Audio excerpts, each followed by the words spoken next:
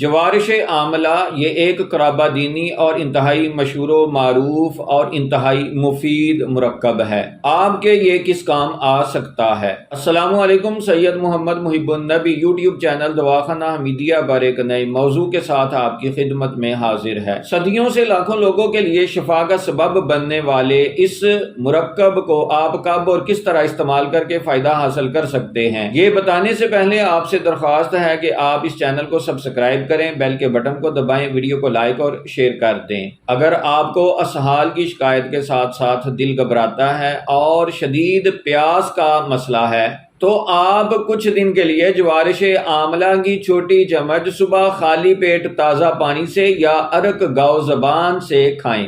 آپ اس صورت میں اس دوا کو انشاءاللہ بہت مفید پائیں گے۔ دعاؤں میں ضرور یاد رکھا کریں۔ ملیں گے ایک نئی اور انتہائی مفید ویڈیو کے ساتھ، تب تک کے لیے اللہ تعالیٰ کی ذات میری اور آپ کی حامی و ناصر ہو۔